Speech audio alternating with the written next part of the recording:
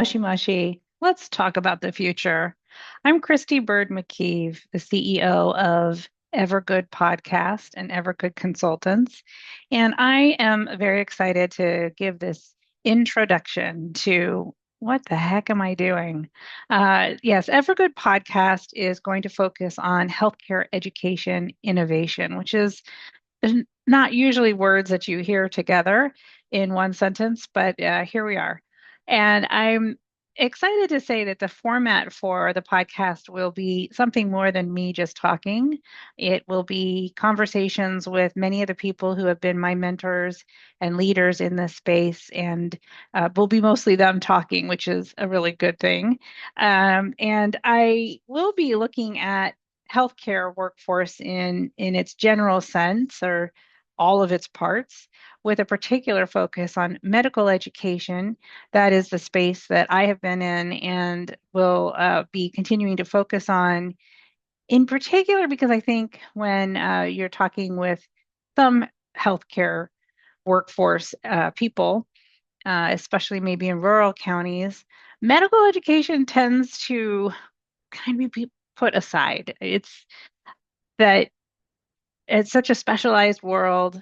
And so there's this great work being done across the country in terms of new medical schools developing, how to create branch campuses of existing medical schools, how to create tribal medical schools. It's just really exciting. And of course, then the whole pathway into medical school is also a great thing to focus on in our communities. And then there's, of course, graduate medical education, the residency programs, which are also, there's some pretty interesting and innovative things happening in that space as well. I hope that the podcast series will also talk about mental health, mental and behavioral health education. I do know that I have one person in mind already to talk about psychology. And I also want to talk about nursing education. I actually started down this path in 2009 when I was hired at the UC Davis Betty Irene Moore School of Nursing. And I was one of the first 15 launch members of that team, learned a ton. And I also have some great contacts in in different schools of nursing here in Northern California to just have as guest speakers. I'm super excited about that as well. I think that this podcast might also touch on nonprofits. That is my expertise as well. I have both my MBA and I'm a certified association executive through the American Society for Association Executives. That's a lot of executives, a lot of health, and in all the things that I do too, the word health. Um, and the certified association executive, I'm very passionate about it. I think that there's things that nonprofit leaders, board members, staff should learn, and I also think that nonprofits can be innovators in this space as well. So that might pop up. I might even throw in things about quilting, national parks, and Japan. When I start the podcast, my headline's going to be Moshi Moshi. Let's talk about the future.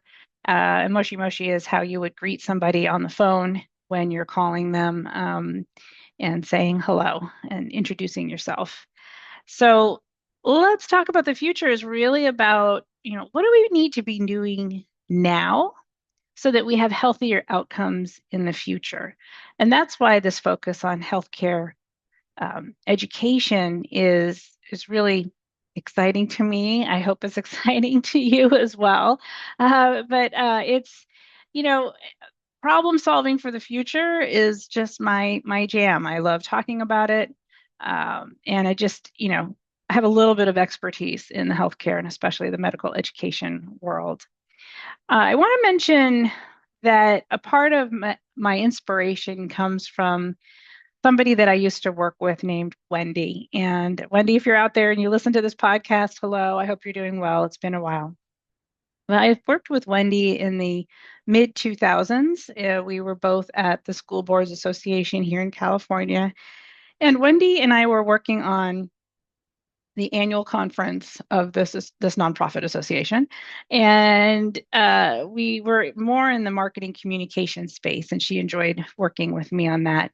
She was also a student and pre-med, and as I got to know her, she explained that she was interested in being a pediatrician and wanting to go to medical school, and was doing very well in the sciences at a pretty tough university, UC Davis, and getting good grades. But at one point in time, it felt like too much, and she came to me and said she was going to change her major from being in the pre-med space to um, marketing and communications. And I know I wasn't the only voice that was advising her, but I was pretty strong in saying, you could go into marketing with any degree, but it would be really hard to pursue medicine if that is what you want to do in the future. You've already made it thus far for that goal of getting into medical school. You're on the right track for it. And if you finish your bachelor's degree and you decide that's not what you want to do, you could easily go into marketing and communications from that. Um, so she stayed. I didn't know that though, because soon after our conversation, I think I left that nonprofit and I joined UC Davis to help launch the new School of Nursing there and that team. And so I was having lunch one day just outside of my office, trying to enjoy the nice day outside. And who walks by but Wendy? Yeah, she had gotten accepted to UC Davis School of Medicine and was on her way. I did run into her a few years after that. I think she was pursuing radiology, and I just wish her all the best and share that story because I think part of my motivation to do this podcast and to do the things that I've been doing, and especially in the last decade to 15 years, is really how to help youth uh, who are interested in pursuing these big, audacious goals of becoming a physician or a nurse. This healthcare space, it's tough. It's a tough journey. You have to have certain requirements. It does take some funding, but there's lots and lots of resources out there. And I'm very passionate about sharing those resources and encouraging people and having them have the ability to reach out for advice and get that voice of you can do this, you're on the right path. And but I can't do that for everybody. So maybe this podcast can help. But I also think as a future student in healthcare, because when I got my MBA, I had the same sort of thought process, which was, what they taught the MBA students in the 1980s, last century, when I was in college. Um, in the 1980s, business education was really different. And so I became really interested in the evolution of business education. And now I'm just really into this medical education piece of like, there's so many new and interesting programs. Why would you choose, for example, to go to one particular area? There's this assumption that we have that if you're from that area and you want to go back to that area, that we should have some medical education in that space. I think it's a good assumption to make. The more medical education that you have in a community, the more likely that the folks from that community will be inspired to pursue becoming a doctor. And then the more like graduate medical education, later stages of the education journey, then it's like a 50% chance that a physician will stay in that area where they finish their residency program. So there's a whole bunch of data that points to why it's important to have medical education in communities. But then it's also really hard to support and meet the qualifications and the accreditation that's necessary for those programs. It's an interesting space to be in. I think I should mention that in 2019, I was hired by the Butte Glen Medical Society in Chico, just about an hour and a half north of Sacramento, where I am located. And I was hired to figure out how to make this tiny medical society sustainable. I'm not sure that's really what they hired me for, but it's what we started talking about because they had so little money, so little revenue. And so we created Healthy Rural California as a 501c3 nonprofit. And quickly, Healthy Rural California became a sponsoring institution accredited by ACGME. And pretty quickly after that, we established a psychiatry residency and then a family medicine residency. And both of those residencies in 2025, when I'm recording this, had their residence in Chico. So that had been a GME naive area prior to Healthy Rural California. And then I was the CEO for 5 years of Healthy Rural California. And what an exciting time that was. And we did the impossible. So I am now running Evergood Consultants to work with other communities who are interested in medical education. I have a contract currently to help UC Santa Cruz and the Medical Association and Foundation in that region as well. It's got some new names and it's merging, but it's basically representing the Medical Association and its foundation represent Monterey County, San Benito County, and Santa Cruz County. So their foundation is being called Physicians for a Healthy Central Coast. And they have hired me to help set up a branch campus of UC Davis Medical School with UC Santa Cruz in the community. Now, I'm going to talk a little bit, just so there's some background in case you're interested, about why are medical schools shipping their students all over the place? Well, typically they do. I mean, right. The first and second years of medical school are in the classroom by and large. The didactic learning, you're sitting, you're hearing from faculty, you're looking at and memorizing all sorts of things. I would be a terrible medical student because I don't do well with memorization, but there's a lot of folks who have it down. And so, yeah, those first 2 years are all about classroom learning. It's year 3 that you're supposed to go into clinics and do core clerkships. That's what UC Davis calls them. And those core clerkships are supposed to go pretty in depth into 6 different subject areas. And that's internal medicine, family medicine, surgery, pediatrics, OB, and psychiatry. I knew there was one more. And so it's not something like you just can't throw medical students into a clinic and call it a day. There's LCME requirements for their curriculum.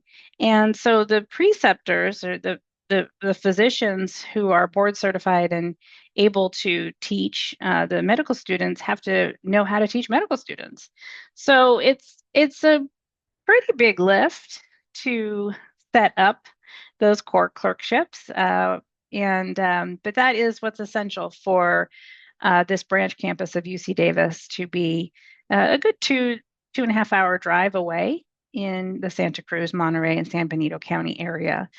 There's some great clinics and hospitals. We're doing an environmental scan and feasibility study to see where those core clerkships would be best. And there's actually a choice for pretty much all of them. So we're forming a consortium through the Medical Association and its foundation to sort of lead that charge and work with UC Davis for those final placements of the medical students. Note that this branch campus is going to be called Prime Central Coast. And it'll be found, you can find information on the UC Santa Cruz site soon, as well as the UC Davis site and their Community Health Scholars Department. And all of the details of how to apply for that. And there'll be 6 students to start. And one of my first guest speakers that I hope to record in the next week will tell more about that work that's being done and from the community's perspective. Why on earth would you tackle such a big thing? And is it possible to have a standalone medical school in that region as well? Because there isn't currently. So I just think this, I don't know, I love talking about this stuff, and I love talking about why communities embark on these things. What are they doing that's innovative and different? it's just going to be great. So I look forward to sharing more podcasts with you. I'm going to just sign off by saying if you are interested in hiring me as a consultant, I also have other consultants to refer who I've worked with and just adore. They're amazing. I'm more of that community, getting to the point of hiring the consultants who can really do the LCME and ACGME accreditation. I can step into that space a little bit, but I'm more on the gosh, what does this community need to do with the state? I recently found out that the state of Montana does not have any medical schools, and there is an effort underway to explore what could be possible. And hopefully I'll be involved with that. I'm not sure yet, but yeah, it's I'm just going to have conversations, and none of this is easy. None of this can be done by just one person and a couple of um, social media posts, right? It really is comprehensive. You have to look at all angles and really figure out with a community, with a state, with a county, uh, what can be done, what should be done, and looking into the future of the needs of the area. All right. So if you do want to contact me, you can find me at evergoodconsultants.com. That is plural, but hopefully I'll have more consultants in the future. Evergoodconsultants.com. And my name is Kristy. I look forward to hearing feedback. And if you would like to be a guest speaker or be interviewed by me on this podcast, you can also reach me through my website. And let's talk. Let's talk about the future. All right. Have a great night. Bye.